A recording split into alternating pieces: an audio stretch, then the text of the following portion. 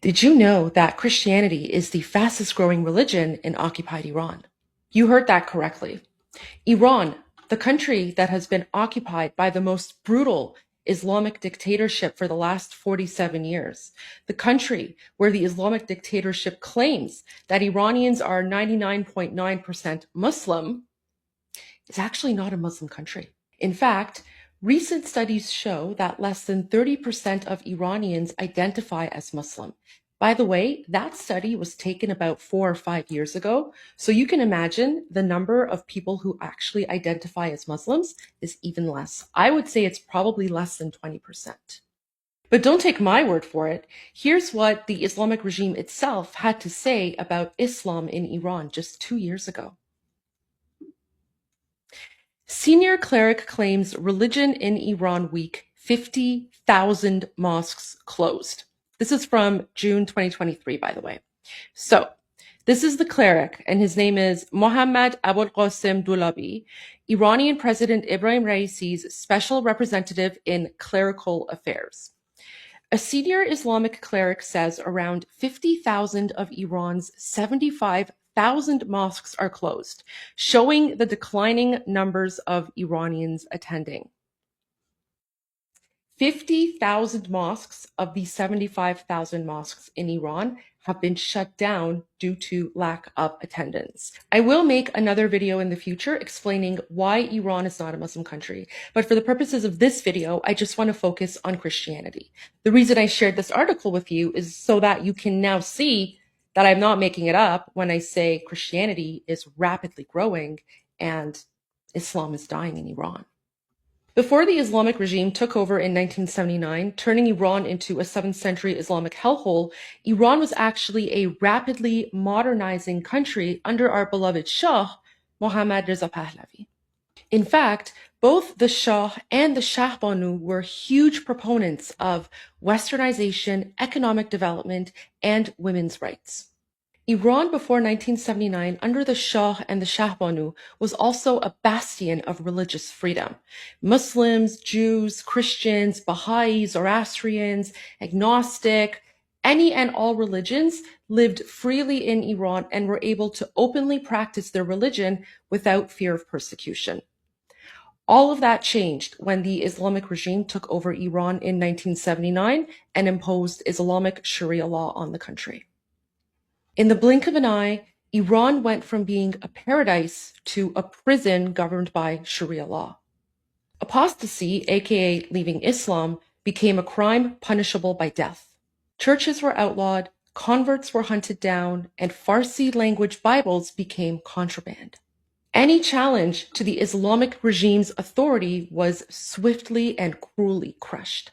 Yet today, despite every effort by the Islamic dictatorship to force Iranians to be Muslim, Christianity is exploding in Iran. In fact, occupied Iran has one of the fastest growing Christian populations in the world.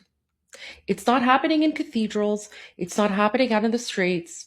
It's happening quietly behind closed doors, in underground churches, in secret gatherings in people's homes. One of the reasons that many Iranians are now turning to Christianity is because after 40 years of living under a brutal Islamic dictatorship, they know what Sharia law is like. They understand the cruelty. They've seen the hate, and they don't want anything to do with it. And so many of them are not only leaving Islam, but they are turning to Christianity, and they are turning to the love that Jesus Christ provides. And the more the government cracks down, the more Iranians seem to turn to Christianity. Now, of course, we don't have official numbers because, again, leaving Islam is a crime punishable by death under Sharia law.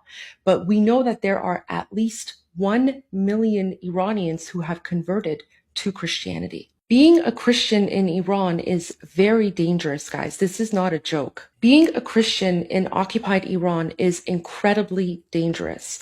Being a Christian in a country governed by Sharia law is basically a death sentence. Iranians in occupied Iran who have recently left Islam and converted to Christianity are constantly being persecuted and jailed. Less than a month ago, 3 Iranian converts were given prison sentences for the crime of leaving Islam and converting to Christianity. 3 Christian converts just began 2-year prison sentences due to their involvement in a house church. Pray for Hannah Golami, Daniel Mohammadi, and Taimur Hosseini, an Afghan believer, who are today behind bars for following Christ. Here's another example of how the religion of peace treats people who leave Islam and convert to Christianity. 5 Iranian Christian converts sentenced to stiff prison terms. This was just on December 17th. So this was literally last week that this happened.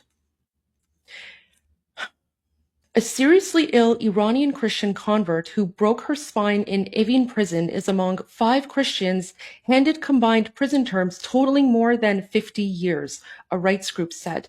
The national security offenses for which they were convicted involve house church worship and Christian activity online, according to a UK-based rights group, Article 18. Now, I already know what the Islamic regime apologists are going to say. They're going to say, well, Christianity is one of the recognized religions in the Iranian constitution. Yeah, that's because the Iranian constitution was actually drafted in 1909. The current constitution was created before the Islamic dictatorship took over in 1979. The only reason that the Islamic dictatorship has kept the constitution is because they like to use it to try and hide and deny the very real persecution of religious and ethnic minorities in occupied Iran, Christians being one of them. And as I just showed you, Christians in Iran are literally being jailed because if they speak about Christianity or if they attend Christian churches, the Islamic dictatorship sees that as a sign of national security threat. Even though the terrorist Islamic dictatorship occupying Iran has been cracking down on Christian converts in occupied Iran in order to scare Iranians into remaining Muslim, it's not working. In fact, Christianity is the fastest growing religion in occupied Iran. There's a lot more to say about religion in Iran and what's actually happening and what information you're not getting from the mainstream media. But for now, I just wanted to wish all Christians around the world, and especially Christians in Iran who are literally risking their lives just by practicing their faith, I want to wish all of you a very Merry Christmas.